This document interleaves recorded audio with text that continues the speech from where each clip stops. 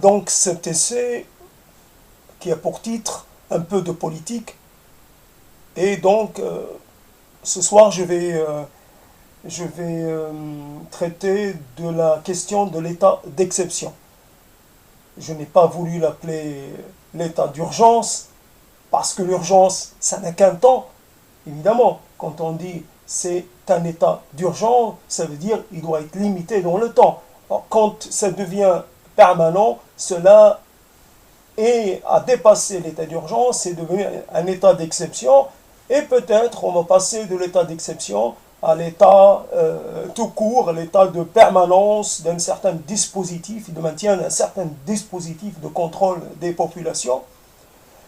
N'oublions jamais, jamais, moi je pense que je suis légitime à parler de ces sujets, donc tout le monde est légitime à partir du moment où il est aussi impliqué, nous sommes impliqués, ne serait-ce qu'indirectement, nous subissons les conséquences de certaines prises de décisions politiques et nous sommes légitimes à en parler, à donner notre point de vue et aussi à nous opposer, à exprimer nos réticences, parce qu'il faut d'abord exprimer des réticences avant de passer à une étape plus avancée qui est de s'élever contre un dispositif qui est obligatoirement un dispositif qui réduit l'exercice de la liberté individuelle et collective. Donc l'état d'exception ou l'état d'urgence puis l'état d'exception qui va être maintenu, ça c'est évident, qui va être prolongé et qui va devenir un fait constitutionnel, ce qui est, merci ce qu'on appelle la gauche, merci aux forces non conservatrices de cet apport à la Constitution de la Ve République. C'est un apport bienvenu. Nous avons besoin d'être en permanence mobilisés, d'être en permanence dans un état de restriction des libertés. Donc, c'est tout à fait normal, logique. Vous voulez la sécurité et la liberté? Non, vous aurez la sécurité, mais sans la liberté. Voilà, donc c'est à vous de choisir. Vous êtes en demande de sécurité, on vous offre la sécurité, on vous demande de bien accepter les contraintes inhérentes à un exercice de sécurité maximale. Donc, tout le monde, parce que là, je n'exclus personne, tout le monde a oublié que la France vit depuis des années. Je ne sais pas si c'est depuis les attentats de 86, peut-être depuis un peu moins ancien, mais en tout cas, il y a un état d'exception ou un état dérogatoire aux libertés qui s'appelle le plan Vigipirate. D'abord, personne ne conteste l'appellation Vigipirate. Pour moi, une vigie, c'est quelqu'un qui est en haut d'un mât et qui attend, qui scrute, qui est en vigilance pour essayer de prévenir en cas de danger pirate. C'est quelque chose de complètement, j'allais dire, je ne trouve pas le mot, mais ça n'a pas de cohérence, ça n'a pas de réalité. Il n'y a plus de pirates. Bien sûr, il y a des pirates dans les mers, mais là, il n'y a plus de vigie, donc il n'y a plus de voiliers. Donc la question, c'est anachronique. Voilà, j'ai trouvé anachronique qui est d'un temps qui n'est pas le nôtre. Donc l'appellation induit en erreur, en vigie pirate. Voilà, qu'elle appelait un état de mobilisation. Pourquoi ne pas l'appeler tout court l'état d'exception? Alors, parmi donc l'état de Vigipirate, le plan Vigipirate connaît des dispositifs, donc selon le degré qu'on veut lui donner, selon la coloration qu'on veut lui donner, c'est le cas de le dire, puisque plan Vigipirate jaune, je pense qu'il y a des couleurs, des nuances de couleurs. On arrive à l'écarlate, là, je pense que c'est l'extrême degré de ce plan. Et personne ne dit rien. C'est un plan, c'est un dispositif militaro-policier qui se trouve, et judiciaire aussi, je pense, qui se trouve à la disposition des pouvoirs, du pouvoir ou des pouvoirs. Et donc, il n'était pas besoin d'avoir recours à un autre dispositif avec toute la symbolique que ça. L'autre passait très bien. Le plan Vigipirate, on le faisait monter, on le faisait descendre, ça ne faisait rien. À l'approche des fêtes, etc., je pense que ça suffisait largement. À partir du moment, si par un plan, par un dispositif pareil, on veut signifier qu'il va y avoir plus de contrôle, qu'on va faire plus de contrôle, ça suffisait. Donc faire plus de contrôle, faire plus de dérogation à l'exercice de la liberté, et c'était accepté. Donc l'idée c'est que la France est en état d'urgence ou en état d'exception depuis bien longtemps.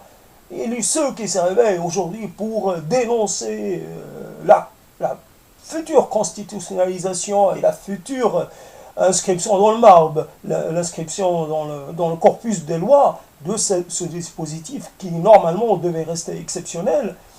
Et donc c'est une transgression majeure, c'est des choses, c'est encore un pas de plus dans la transgression de ce qui fait le pacte entre le pouvoir et ceux qui lui sont assujettis, puisque là, il n'y a pas d'égalité, il y a un pouvoir qui prend des décisions, il ne consulte personne, sauf peut-être il aurait pu très bien utiliser un référendum, mais on sait très bien que le référendum, c'est un acte qui, comment dire, manque, le référendum, c'est un acte j'ai oublié le terme là encore, évidemment, j'oublie des choses parce qu'elles ne sont pas si présentes dans le débat public. Le référendum est un moyen, en fait, par rapport à la question posée, il restreint le champ des choix. C'est une sorte d'exercice d'approbation. En fait, les pouvoirs publics peuvent utiliser le référendum en fait,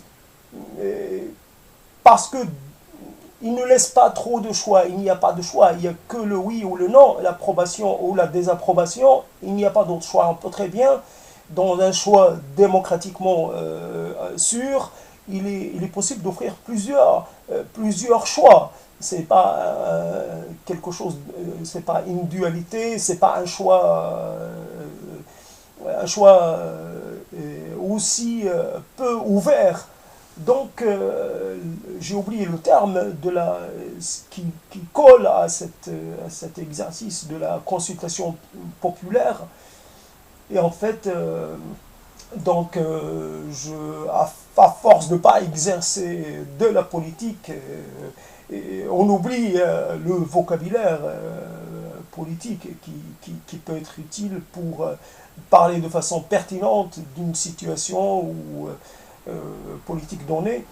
Donc passons sur la question du référendum. Il ne sera pas organisé. De toutes les façons, il était acquis qu'il serait favorable à la mise en constitutionnalité de l'état d'exception.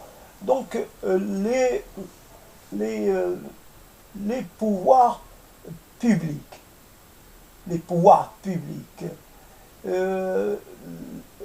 beaucoup de gens, par exemple, dans ces dispositifs qui ont été pris de contrôle et surveillance des populations, les aéroports, donc aujourd'hui on a ajouté les gares ferroviaires. Avant il n'y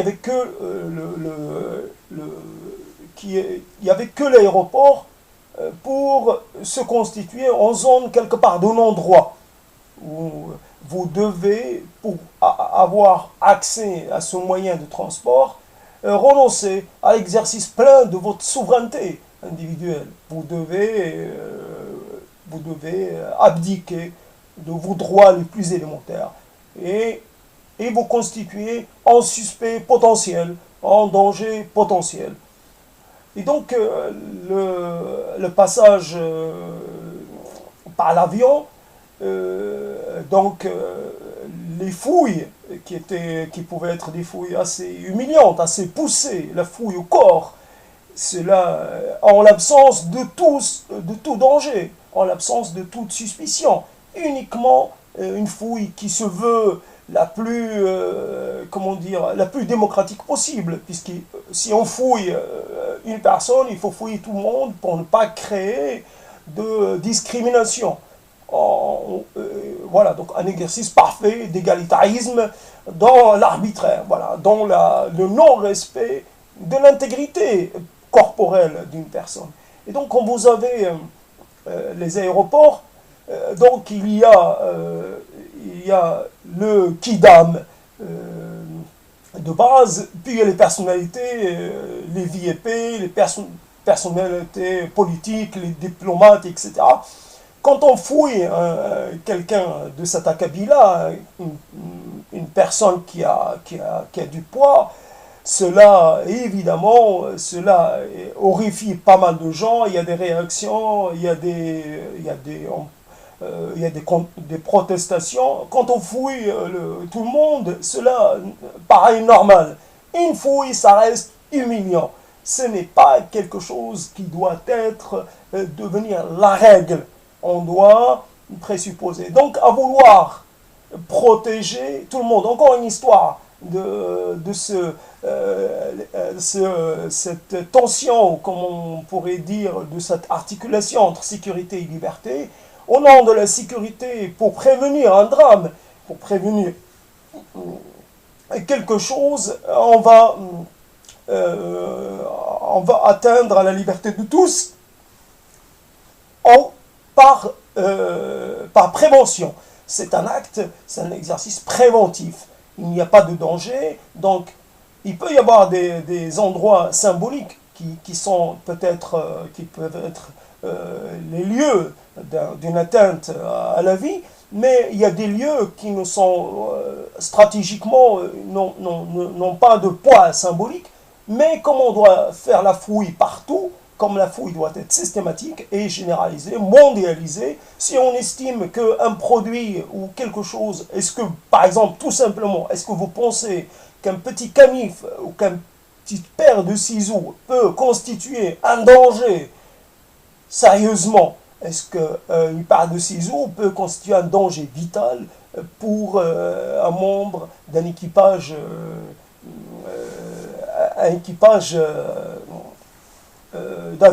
d'aviation? Si on estime qu'elle liquide un petit objet contondant, et à ce moment-là, tous les objets doivent être éliminés. On élimine même la plus petite source de danger, quelle qu'elle soit. On exclut la plus petite probabilité de blessure, d'atteinte corporelle. C'est quelque part, on introduit une certaine, je sais pas, comme si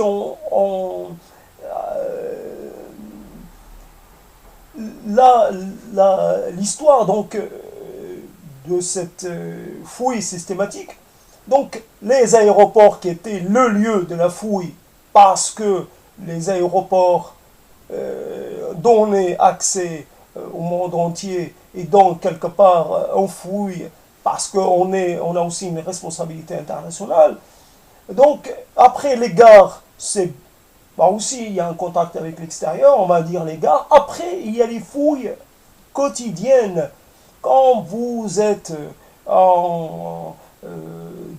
vous exercez votre, quand vous allez faire vos courses, quand vous êtes fouillé, quand les femmes, puisqu'il faut parler des femmes, là il s'agit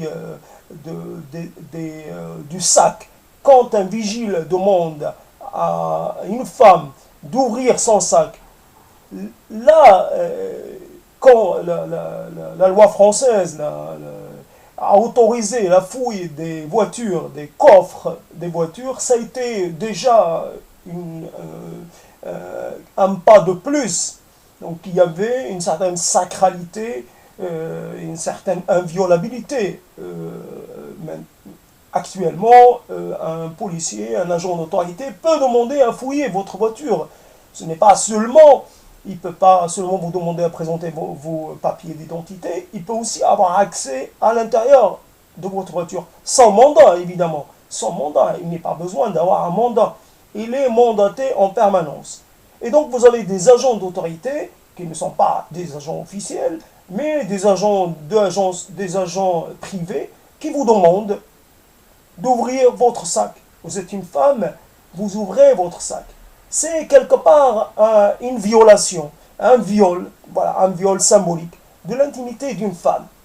Les gens qui font ce constat, moi j'ai carrément arrêté d'aller en supermarché. Je ne suis pas une femme, je n'ai pas de sac. Mais ce spectacle-là, je ne peux l'accepter, je ne peux l'approuver, je ne veux même pas le voir. Et donc, l'accès à l'intimité.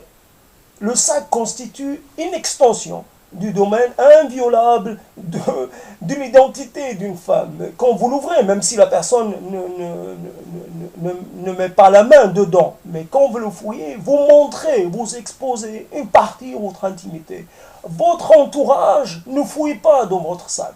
Même votre compagnon n'y a pas accès, sauf autorisation express. Mais en général, le sac appartient à la femme. Et donc, c'était l'ultime espace qui restait. On pouvait fouiller les bagages ordinaires, mais le sac à main était quelque part nimbé de sacralité. Et donc, le dernier symbole de ce qui restait, étant donné que les hommes n'ont pas de sac à main, un des derniers espaces qui restait, qui restait protégé. Donc nous avons, pour parler de façon plus, comment dire, pour bien présenter les choses, nous avons eu deux événements qui ont été marquants. Un événement qui s'est produit en janvier et qui a été une manière de mettre, comment dire, d'introduire de la sacralité dans l'exercice de la liberté. C'était la liberté qui était visée. Il fallait protéger l'exercice de la liberté. Cette liberté était une valeur fondamentale, était d'ailleurs, cette liberté, il fallait la défendre corps et âme. Et ceux qui voulaient y porter atteinte étaient des gens à éliminer. On arrive en novembre, on arrive à la chose inverse.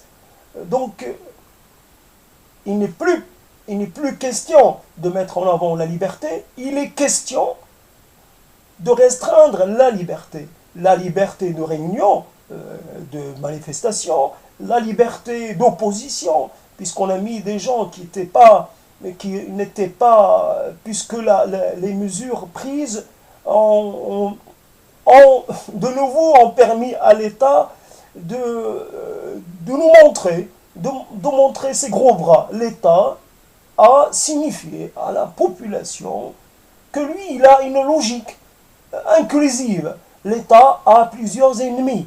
Il y a des ennemis qui sont largement, il y a des ennemis peut-être prioritaires. Il y a des ennemis qui sont aussi quelque part à qui il faut signifier qu'ils ont des limites à ne pas franchir. La mise sous surveillance, sous résidence surveillée, est un moyen de signifier que la contestation est quelque chose qu'il faut savoir mener avec raison, qu'il y a des contestataires, qu'il faut savoir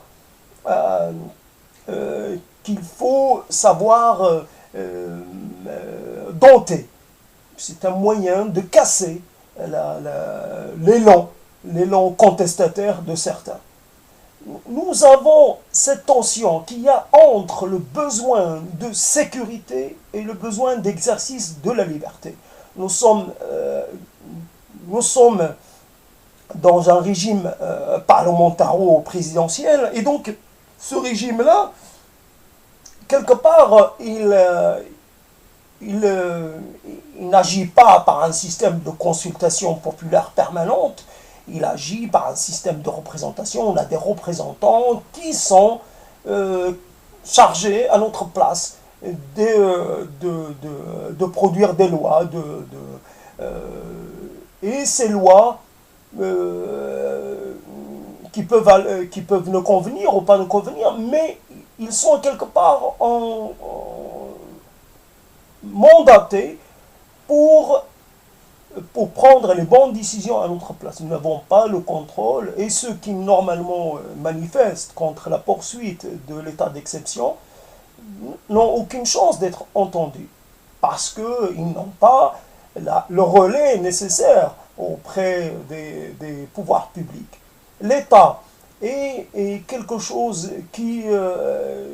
L'État dépasse le cadre de la logique des camps. L'État est l'État. Il a quelque part, que les forces de changement le veuillent ou non, il a une logique première, c'est-à-dire sa propre survie, sa propre perpétuation. L'État n'hésite pas, s'il le faut, à mettre ensemble tout le monde dans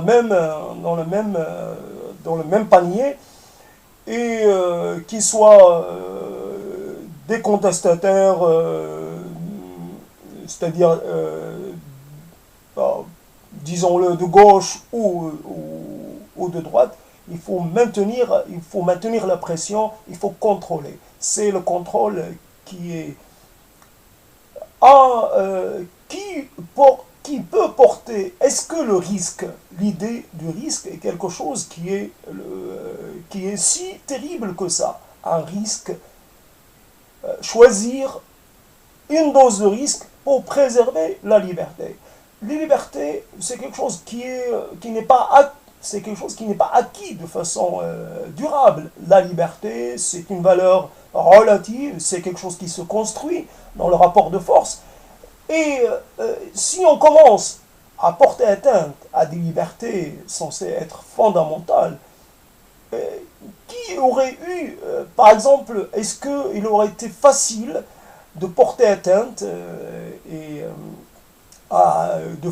de caricaturer l'état d'urgence, les agents publics chargés de l'appliquer? Il n'était pas possible. Je pense que là, on se heurte à un certain sacré républicain. Il y a de la part de l'État un impératif, c'est qu'il doit garder la main sur la société qu'il contrôle. Il doit garder les moyens d'action. Et alors, donc, dans ce cadre-là, adieu les budgets réduits pour les forces de défense ou d'attaque, peu importe. Adieu donc les arbitrages budgétaires qui ont été passés auparavant. On augmente les budgets et on réaffecte des sommes qui étaient prévues pour autre chose. Donc la priorité devient la sécurité, la défense et puis l'attaque.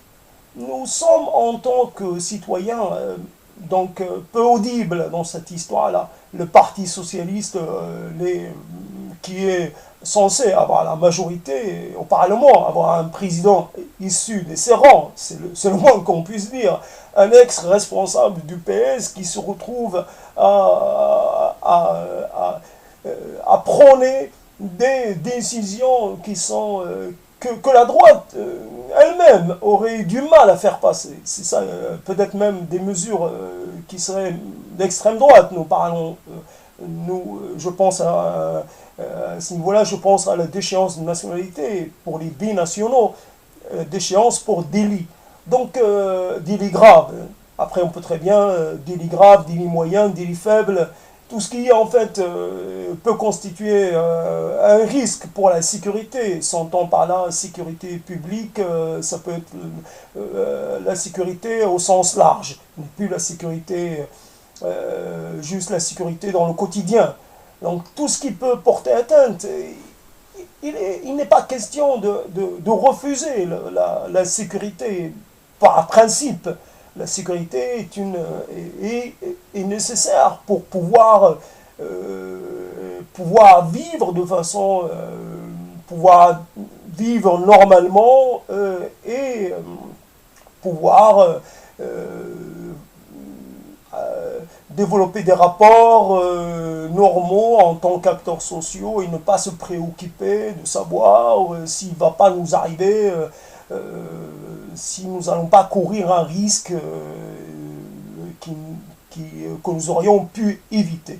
La sécurité, comme j'avais dit dans une intervention, la sécurité, j'avais dit ça face à un candidat de gauche, malheureusement, le candidat de gauche, lui, il n'en parlait pas, il était très réticent, il avait une réticence, on va dire, épidermique vis-à-vis des caméras de surveillance, par exemple. Et donc, il avait fait toute une consultation pour essayer de savoir, etc., avec des gens spécialistes de la question, de la sécurité, et donc, arrive le candidat, le maire de droite, le maire conservateur, et sans aucun problème, lui, il n'a rien contre la systématisation de la surveillance. Il multiplie les caméras et évident que là, à ce niveau-là, il y a toujours une pensée qu'il faut avoir par rapport à cette inflexion sémantique. On ne parle pas de vidéosurveillance, on parle de vidéoprotection. C'est tout à fait, c'est une nuance de poids. Et donc, nous avions ce maire-là qui avait ses réticences, bien respectables. Chacun a le droit d'avoir une approche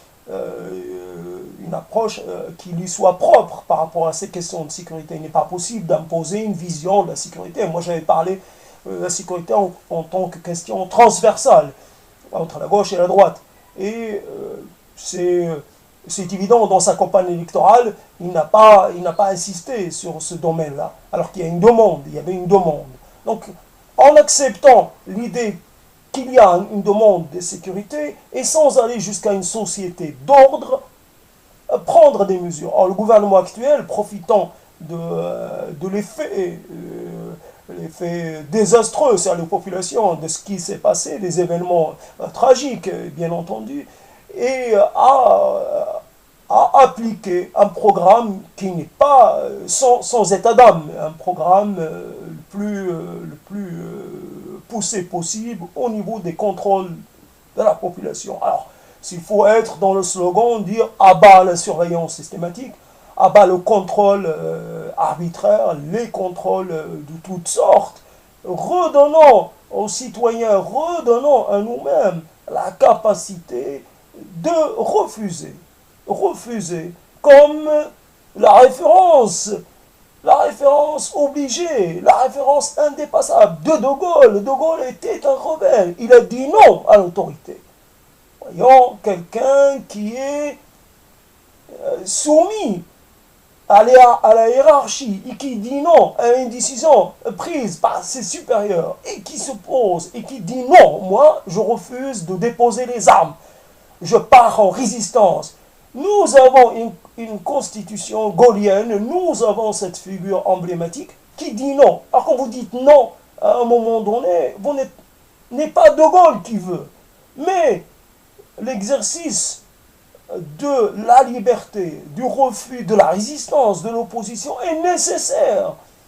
Parce que le pouvoir, par sa nature même, est un pouvoir qui aime le contrôle. Tous les pouvoirs aiment le contrôle et n'aiment pas perdre la maîtrise des choses.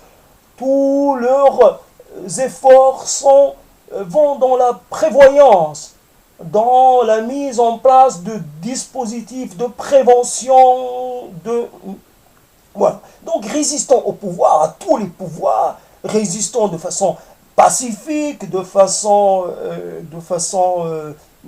comment on pourrait dire entre guillemets, civilisée, argument contre argument. S'il y a des arguments d'autorité, il n'y a pas de problème. Si dialoguant, polémiquant, si un camp, si une pensée, si une approche paraît plus légitime, paraît plus cohérente, adoptons-la, il n'y a pas de problème. Mais débattons. Débattons de façon libre, en tant que citoyen libre, citoyen capable de comprendre, de compréhension, capable d'exercer leur libre arbitre, capable de... Qu'est-ce que je voulais dire? Capable de... Pas de perspicacité, mais capable de... cette capacité que nous avons à nous sentir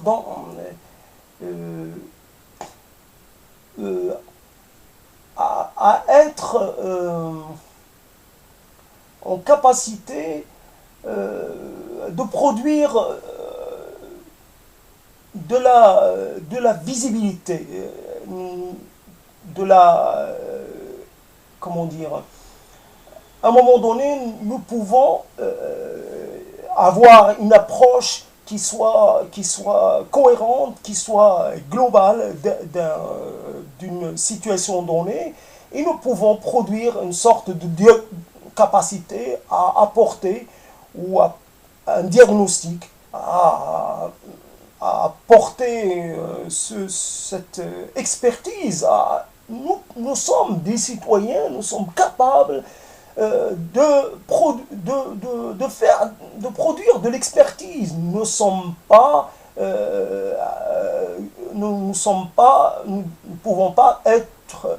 n'avons pas besoin d'avoir des spécialistes pour décider à notre place. Nous sommes aussi spécialisés que quiconque dans la proposition. Nous pouvons avoir des propositions très pertinentes, des propositions très en rapport avec une situation donnée, et notre voix doit être entendue.